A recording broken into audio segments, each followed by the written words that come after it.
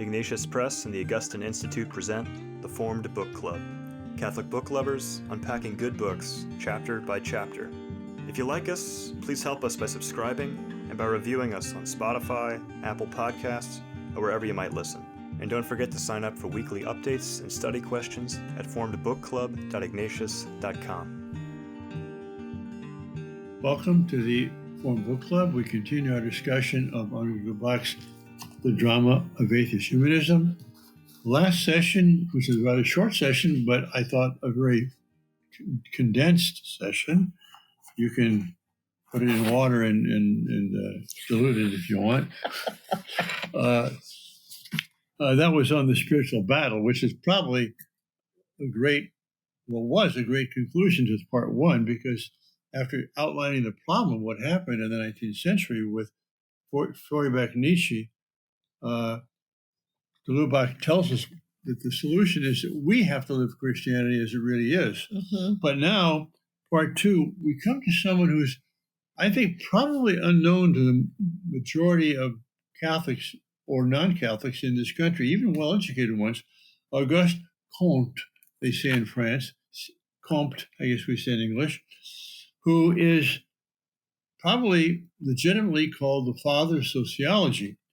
And so part two here is Auguste Comte and Christianity. And we start with chapter one, the meaning of Comtean atheism. Joseph? Yes, actually, if I may, I'd like to precede chapter one with this, I presume still written by Henri de Lubac, this sort of introductory 2 pages, which sets the scene for chapter one. Okay. Doesn't have a title or anything, but I just found that I don't know much about Auguste Comte at all. He was a name to me, but beyond that, I had no real idea, to be honest with you. So I found this very interesting. That opening page here, he talks about the year 1842. And in 1842, Auguste Comte wrote his Cours de philosophie positive. And as you both speak French, but neither do, forgive my accent. And in the same year, Feuerbach published his Das Wesen des Christentums, and my German is even worse than my French. So the point is you have these two... English is worst of all, but anyway, go ahead. At least I speak it, Father. But I'll tolerate your American. So in the same year, so these 2 seminal works of modern philosophy, and the quote here we have here by Emile Cécé, Herr Feuerbach in Berlin, like Monsieur Comte in Paris, offers Christian Europe a new God to worship, the human race. So I like it when someone can encapsulate by a single date, 2 works, same idea, and it's a pivotal catalytic moment in intellectual history. And then just below that, he uses quotes here, the positive spirit in quotes, so hence positivism, so closely interfused with the general thought like the air one breathes. So we now live in a culture, even if you haven't heard of Auguste Comte, in which this spirit of positivism is so closely interfused with the general thought, it's just everywhere, where everybody's saying and thinking, even if they're not thinking about it, it's like the air one breathes. And in this sense, it is a bit like a religion, because, that the thing about Christendom is that, irrespective of how well or even if you practice the faith, you are breathing in Christ and the communion of saints and the Blessed Virgin, just by walking around, hearing the bells, seeing the architecture, seeing the art. It was just part of the air that you breathed. And now we have this new religion of the God, the new God to worship, the human race, which is part of the very air that we breathe. Yes, and I think many people have heard of Feuerbach, but many more have heard of Marx, of course, Marx and Marxism. And likewise, Nietzsche is at least a name for people. And at least in principle, in the West here, we've rejected Marxism. And Nietzscheism is just sort of a historical curiosity. Whereas Comte is not well known, but in fact, it's Comteism, which is what we're living through now. And on page 136 at the top, the Lubac says, positivism comes forward as one of the 3 or 4 systems that offer mankind a blueprint of a way of life claiming to answer all its needs. And we'll see in chapter 1 that Comte actually says this is a religion. It replaces religion as a new kind of religion of man. Mm-hmm. Mm-hmm. Yes, It might and be. again, sorry, please, I was Vivian. just saying, it might be good at this point for someone to give us a definition of what positivism is. Joseph? You want to do that, Father? Well, it's materialism. It's reductionism in the sense that the only kind of knowledge we have is positive, empirical, scientific knowledge, and anything else which has to do with the transcendent is a mirage. Vivian had an interesting description, if not definition, of positivism. Well, the way it helps me to remember is the word positive, meaning if people want certitude, they find it in the material world, what Father was saying about materialism, that everything can be understood as matter and physical causes, material causes, and these are the facts we can be positive or certain about. And everything else, all other forms of knowledge or wisdom, whether it's religion or metaphysics or philosophy, this is all now just irrelevant. And what's dangerous, why this is more dangerous, and de Lubac will spell this out later, the reason why this is more dangerous is because it's not putting up a direct fight against God. God simply becomes irrelevant. So you can't, it's a lot harder now to fight against it. Like when someone's a hardcore atheist and they're trying to prove that God doesn't exist, well, you can kind of fight back and try to prove that he does. What if somebody just says, poof, God doesn't matter? Yeah, and that's the thing, is that the way this is further down the line here, but the whole idea that the Comte comes up with is that metaphysics itself is an illusion, and Yes. he goes beyond atheism, in inverted commas, beyond atheism in the sense that atheism nonetheless seems to rely upon metaphysics, and yes, Right. that's a shaky ground because it's not a material ground, right? It's not that's right. materialistic. So, Right, so the positive is, but the danger of it is that it's not indifferent to religion. You might say religion is irrelevant, but the point is, if something's not positive, it's negative, right? Which Okay. means that any ideas that are not positivist are enemies of the good and the true, as understood by positivism, which is why it very easily evolves ideologically into tyranny, as we see it does in the 20th century. Yes, good point. Yes, and what you said, Vivian, that arguing about atheism is already a mistake. Don't discuss it, because we're talking about something which is irrelevant, and the whole process by which you argue, asking why, or those things are ephemeral. Those things are not more than ephemeral. They're illusions, So let's just get. Why is a metaphysical question, right? Yeah. Yes, So you just don't ask why. that's right. That's right. Anything more on this little introduction Well, here? he sets out at the very end of 3 things he's going to do. And I love that when Yeah, we all like that's right. authors who tell us ahead of time.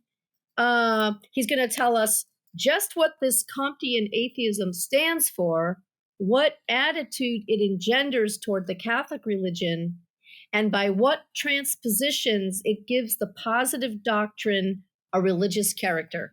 Those are the 3 things de Lubac now is going to explain. All right. Chapter 1, the law of the 3 states, which at the middle of that page there, he pretty much defines. And there's a lot of citations here, as always, in Lubac. Okay. I found this on the web for pretty much. Siri thinks I'm talking to her, or him, or whatever your pronoun is. From the very nature of the human mind, Comte said, every branch of our knowledge has necessarily to pass through 3 successive theoretical states, the theological or fictitious state. Yes, that's his quote right away. Theology is fiction, right? The metaphysical or abstract state, and the scientific or positive state. So that kind of buttresses all of our descriptions of what positivism is. And to show you just how it has completely become the atmosphere that we breathe, We were taught this in grammar school, in public school, when we were first taught mythology. And the reason why man had myth, you see, is because he didn't have science. This is what we were taught as children, this big. We're being taught, so the realm of myth, the realm of religious faith or religious belief or the worship impetus is the result of this immature human race stage of history when they didn't know any better. They didn't have science. They didn't have what we have. And that's why they had to rely on these stories, you see. And then the metaphysical state, well, in public school system, basically that gets summed up in this horrible medieval, all these inquisitions and persecutions of people who don't adopt these dogmas and these constructs and whatever. We all know the tyranny that brings about. And again, it's all out of this ignorance, everything. And now in the modern era, man is at last free to know the truth of things because of modern science. That was literally how we were taught as children. And the irony and the outrageousness of it. I was told, I had a conversation with someone from Chile recently, and she was complaining that her tour guide, where she was somewhere, was saying that because Nazism is an anti-Semitism is all a consequence of Christianity, right? So in other words, you blame the church for the Nazis. Mm-hmm. So even these secular fundamentalist ideas that are actually rooted in the Enlightenment, which gave birth to positivism. Right, and quite clearly, Hitler has much more time for Nietzsche than he does for Christ. Right. Nonetheless, you blame Christianity even for the Nazis. I mean, so the very fact that they talk about dogmas leading to people being killed and inquisitions after the French Revolution and the Bolshevik Revolution and Chairman Mao and the Nazis and the fascists, all of which are secularist regimes that rejected Christianity. Right. And they still seem to basically say that, it was all this persecution because of dogma. I mean, the most murderous dogmas in human history have been ideological dogmas rooted in this nonsense. Yes, and about these three states, the three states in history, why does this come about in the 19th century? Well, one can say it's true that we see, looking back on history, that we had fetishism and animism and so on, and that was replaced by monotheism. And then, that's not true, but we'll see later. And then reflection on that led to metaphysics, which became more abstract. And then finally, we realize it's all mental gymnastics. What's really true is what scientifically can be shown empirically. And so there's this idea of progress, right? Mm-hmm. Okay. So because we have electric lights, running water, hot showers, refrigerators, air conditioning, and cell phones. And antibiotics. All these things, we think that, history is just a process of getting better and better. We're more mature now. We're more intelligent. Even though if we admit that we're midgets standing on the shoulders of giants, we still say we're better off now than they were then. And it's true in a material sense. Mm-hmm. I mean, I like a hot shower. It might be better spiritually if I took cold showers, but also refrigerators. We would be eating many fewer types of food. Well, maybe that's better too. But the fact is, there's been material progress. Yes. No one can deny there's been material progress. That's right. And therefore, we think, we are better. We're more mature. We know more than our ancestors. Well, are we better spiritually than Augustine or Thomas Aquinas? No. There's no such thing as spiritual progress by which all individuals of one age are more progress than all individuals of a previous age. That doesn't happen. Yeah, I mean, I sometimes sort of see it as the triumph of magic. That in the medieval understanding of the word, you have medieval alchemy where they were trying to unleash the power of physics to allow them to live longer and to allow them to turn base metal into gold, to become very wealthy. Well, alchemy in that sense has succeeded, right? That magic has delivered more material wealth. It has allowed, on average, for us to live longer. So it's the triumph of magic. But the triumph of magic, the point is, does it actually, not even irrespective of whether it helps us get to heaven, does it make us happier? Right? I mean, are we actually happier because we have gadgets? Or are we just being distracted, just distracting ourselves to death in a state of permanent agitation where none of us find any peace or serenity or silence, quietude, because we've got all these things around us all the time to keep us distracted from things that really matter? Well, if we distinguish happiness from joy, I would say that yes, I am happier because that's one of the calls to be truly human or Christian is discernment and a certain kind of abstinence or mortification where we control temperance, basically. We control these good things. But as I say, when I go out and do some work on the vineyard, which I don't have to do because I don't have to earn my living by growing vines, but I enjoy it, and I get a good sweat up, and I come in, I take a hot shower, I put on clean clothes. I mean, how much work does it take if you had to weave a pair of underwear or a T-shirt? I mean, it would take you a few weeks, I suppose, to do it, or maybe not quite that long. But so I am happier that I have all these things in a range of foods, you know. I understand that, and I think it's difficult to make a judgment because we haven't been in both positions. But the point is that life was slow enough in those days that people did seem to have time to actually make their own clothes. We don't have the time to make our own clothes now because we're very busy. So because we have so many distractions, so many other things we can be doing because magic has made it possible. So I think it's difficult for us to judge whether we are happy. We can't imagine being without them. That's certainly true, right? It's a privation for us to be without things we've become accustomed to. That's absolutely true. Okay, but if we'd never known them, if we'd never known those things, would we be less happy? And that's the question. Well, I'll answer from another aspect. Namely, I have faith. I believe that this life is meant as a preparation for a much more glorious life we can't even imagine. And therefore, we shouldn't be clinging to it as if we got nothing else. We should be happy to die, At the same time, this creation that God made is a good creation. There's a lot of good in it. And so I'm happy that I'm 82 years old, but I would not be 82 if I were living a century before, because I've had several operations which weren't possible then. Mm-hmm. I certainly would not be here. Well, that's right. I would have died a couple of times already by now.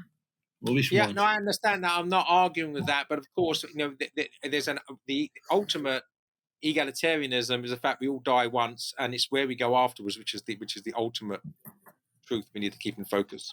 Right, but that's why I distinguish happiness from joy. The joy is what happens when we die, and we look forward to that. But happiness you can have here, a good beer, a nice piece of music. That's another thing. Am I happier because I can listen to Mozart than I would have been in the 7th century when I couldn't? Yes, I am. That's something which is an addition to something more in the life. And it's not just a merely material thing. That's a spiritual thing, too. Yeah, and I'd agree. Certainly as regards these things that are connected to goodness, truth, and beauty, I'm not arguing at all. I mean, as I've quoted again in the past about Tolkien saying that to see, speaking of the church, to see the full-grown tree as being somehow inferior to the sapling. Of course, if we talk about the flourishing of Western culture and Christendom, and it brings forth Mozart, then that's one of the glories of the full-grown tree, and thanks be to God for the full-grown tree. No argument for that at all. Gosh, no more arguments?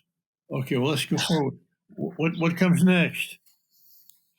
Well, what do we have next here? Well, he spells out more specifically these stages as being,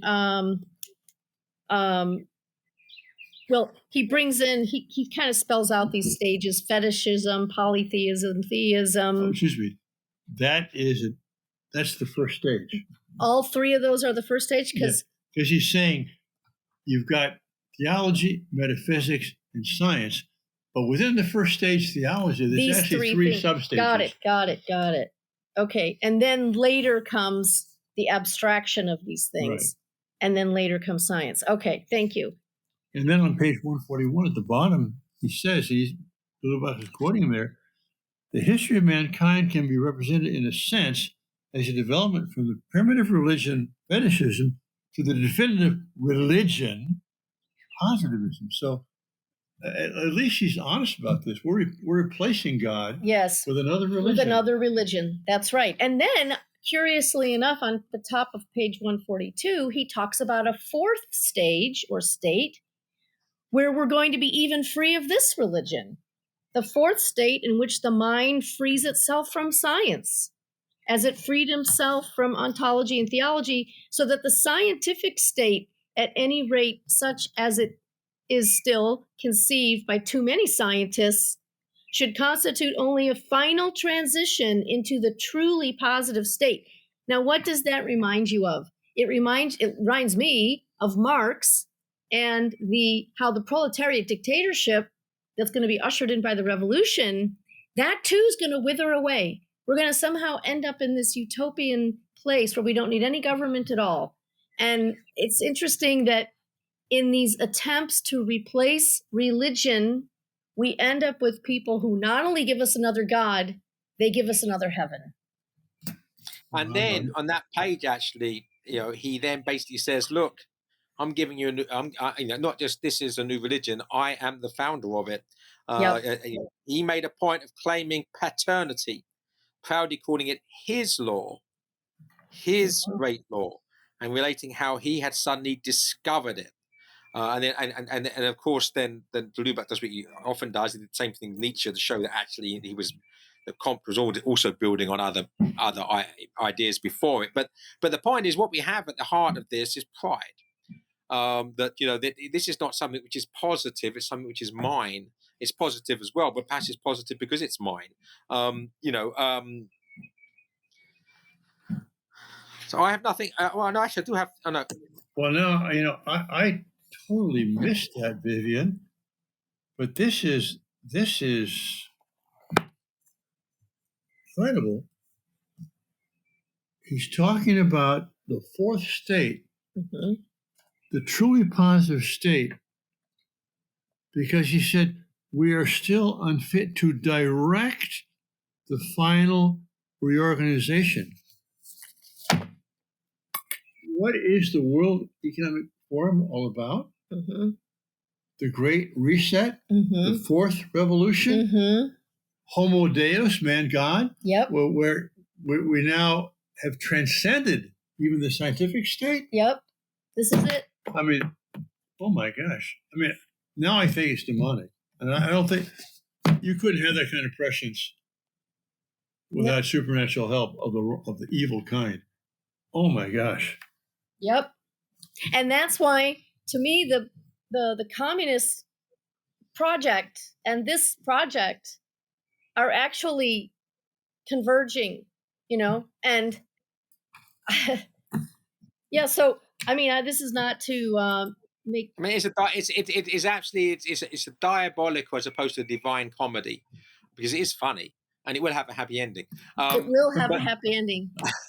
But the point is, that what we're talking about here is that it begins with the fighting for the poor against the rich, and it ends up with Marxism basically in bed with the plutocracy, with the wealthiest and most powerful, to basically design a world that rides roughshod over everybody, and the poorest in particular. Right. And who plans this? Who flies to Davos in their private plane? There were 1,500 private jets in that little airport in Davos when they have this meeting every year. So first, in order to prepare the ground for this ushering in of this other regime, this grinding down and reducing mankind. I love this line on 145. This is de Lubac talking about Comte. His offense lies in trying to reduce the whole knowledge of man to such a science, meaning he turns sociology, and he's the father of sociology because now he's even going to turn the subject of man himself into an object of somehow objective science, data points, statistics, studies, polls. This is all the offspring of social science.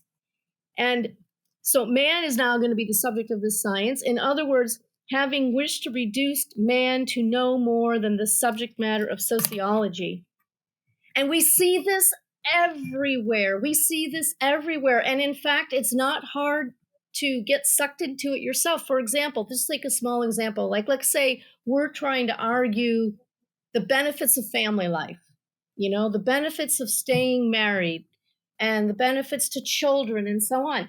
And we, just as much as the next guy, will turn to some statistical study showing that the children of divorce suffer X, Y, and Z, and the couples that separate suffer from X, Y, and Z, and there's this percentage and that percentage and whatever. And we just have to be so careful that we aren't actually playing the game by their rules. Yeah, no, I agree with that. And if I can go back one page, though, to page 144, this is Henri de Lubac cutting through the cant, so to speak. So that new paragraph beginning again. Is that with a K? K or C? Very good. I like that. That's the best pun we've had for weeks. Thank you. He's doing both. So the paragraph beginning again, where Comte saw three successive states is actually a case of three coexistence modes of thought. So what he has basically rearranged history, a bit like H.G. Wells' outline of history, where you put religion and they're all things that are picked up from the past, right? And then we have this intermediary case of metaphysics and the age of philosophy, if you like, and then we have science. And this is progression, in temporal progression in time. Whereas, he cuts straight through that and says, no, these are three things that exist in all generations from the beginning as three separate coexistent modes of thought. They're not, one doesn't replace the other. They are things that are in communication with each other and actually informing each other and allowing us to understand each of the others because they're in communion with the other two. Mm-hmm. Let's conclude by finishing this section 1. Did anybody else have anything to say up to page 147? I've got a couple of things highlighted on the page 146. Go ahead. We have time. So right at the top, the second line down, the prejudice that leads us to, quote, place ourselves on a different footing from things and to claim a special place in the universe. In other words, that's a prejudice not allowed to do that, which means that we are not able to see ourselves in some sense as distinct from other material objects, which means you have to remove humanity from the study of human beings. You have to remove the human person from the study of sociology, because if you start admitting those things, you're admitting the transcendent, which is not purely material. So if they're going to reduce it to that, then they've made the whole thing reductio ad absurdum. Mm-hmm. And then the other thing I want to point out before handing over to you for the rest of it is the middle of the page.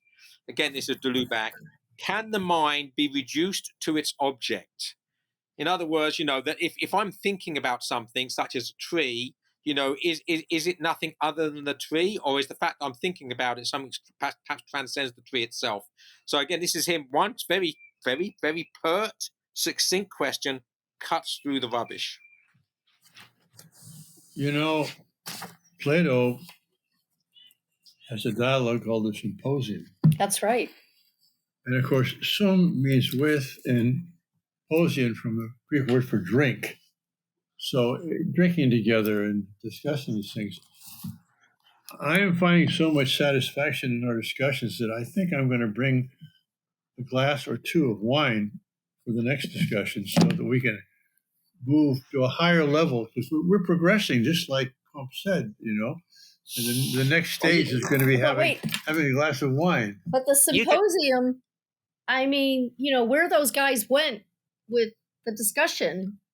So then Plato then had to have another dialogue, Phaedrus, where he has to correct some of the errors of the men in the symposium, and does so by explaining, through the course of this dialogue and drawing out the conversation as Socrates only can, the Phaedrus comes to understand what love really entails. Just as Jesus took wine to another level. Yes, okay. We will take the symposium to another level. Yes, please. We'll see you all next session. God bless you all. If you enjoyed this discussion, please help spread the word about the Forum Book Club by subscribing to the podcast and writing a review. You can sign up for weekly updates at forumbookclub.ignatius.com.